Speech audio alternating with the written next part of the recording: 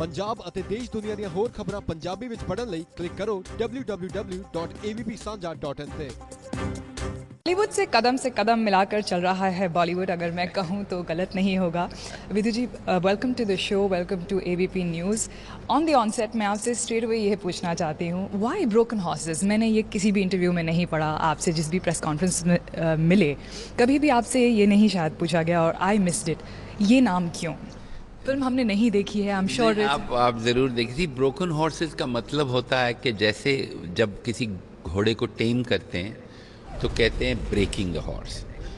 तो इसमें फिल्म में जो एक भाई का किरदार है जो बड़ी कर रहा है, he is a broken horse. अभी क्या है, जितने ये बच्चे वायलेंस में उलझ गए हैं, मिलिटेंट्स हो गए हैं, ये हो गए, ये सब ब्रोकन हॉर्सेस हैं, क्योंकि इनका माइंड कंडीशन किया गया है कि ये सही है, ये गलत है, गन उठाओ मार। तो वो एक्चुअली बिलीव करते हैं कि जो वो कर, जैसे जब हिंदुस्तान में इतने लोग आए और 6 लोगों ने ताज में इतने लोगों को मार दिया, तो वो जो लोग आए थे वो सब ब्रोकन हॉर्सेज हैं। तो इसका मतलब ये है कि जो एक इंसान जिसको दिमागी तौर पे पूरा कंट्रोल किया जाए और उसको बिल्कुल टोटली ब्रेक किया जाए, तो दैट्स अ ब्रोकन हॉर्स।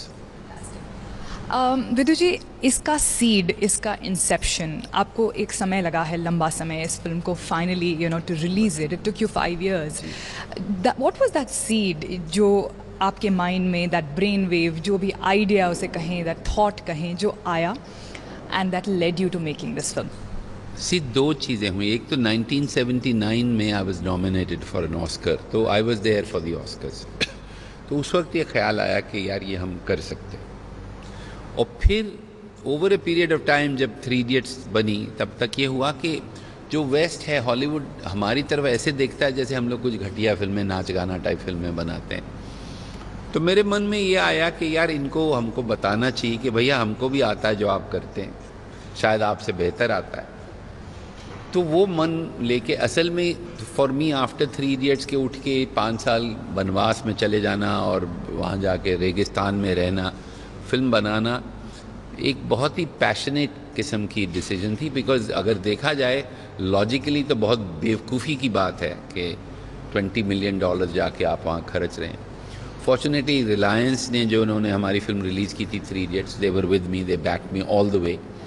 पर ये भी एक कारण था कि हम देश के बाहर जाके हॉलीवुड को और वेस्ट को बताएं कि हम क्या कर सकते हैं। और मुझे बड़ी खुशी है कि हमारी न्यूयॉर्क में, LA में स्क्रीनिंग हुई, इतनी तारीफ हुई कि हम बच गए। garnering such comments and amazing response।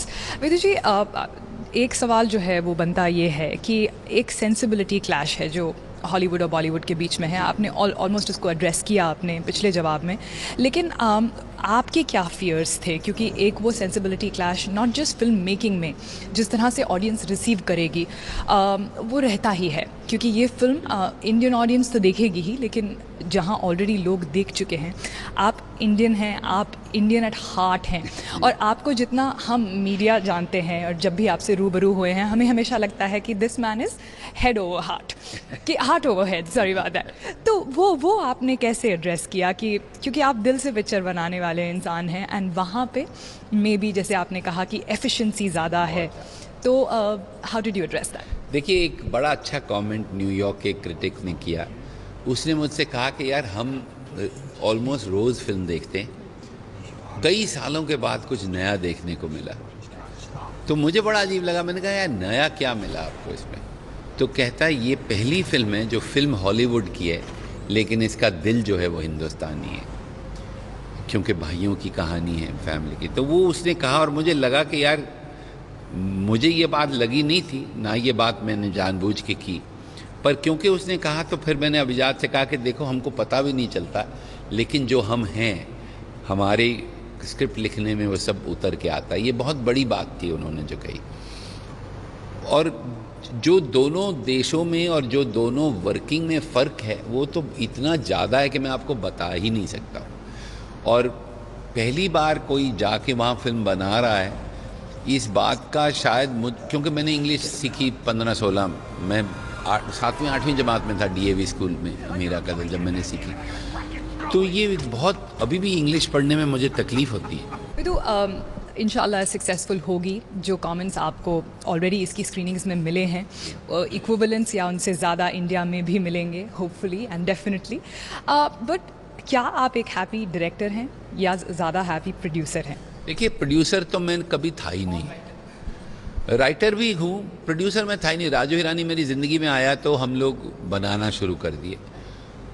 मैं बेसिकली डायरेक्टर हूँ और क्योंकि डायरेक्ट करना चाहता हूँ तो लिखता हूँ, लेकिन प्रोड्यूसर बनने में मुझे कोई शौक़ नहीं. असल में अब तो मैं सोच रहा हूँ कि मैं शायद बहुत कम प्रोड्यूस करूँगा, क्योंकि मुझे उसमें कुछ मज़ा नहीं आता है. वो मैंने बनाई कुछ फिल्में क्योंकि मैं समझता हूँ अगर मैं ना होता तो ये फिल्में नहीं बन पाती. तो ऐसा कभी आएगा कोई कहानी या कोई ऐसा कि यार ये अगर मैं नहीं होऊंगा तो ये फिल्म नहीं बनेगी, तो वो मैं बनाऊंगा. लेकिन मुझे प्रोड्यूसिंग में कोई ज़्यादा शौक़ है नहीं. जो जितना मज़ा मुझे ये डायरेक्ट करने में आया है, प्रोड्यूसिंग में तो कुछ मज़ा है ही नहीं. वो तो बेकार, अभी बेकार नहीं कह सकता हूँ मैं. ये फिल्में बनी हैं क्योंकि मैं उन फिल्मों का कहीं ना कहीं मैंने उन फिल्मों में अपना योगदान दिया है. जैसे पीके में अगर उसकी आंखें खुली हैं तो मैंने खोली हैं. ऐसा काफ़ी कुछ किया है, लेकिन जो डायरेक्ट करने का मज़ा है वो अलग है. ये this is the real thing. Last question, इस फिल्म से वो एक मोमेंट या एक फीलिंग या एक experience that makes you really proud कि आपने ये फिल्म बनाई, वो क्या है?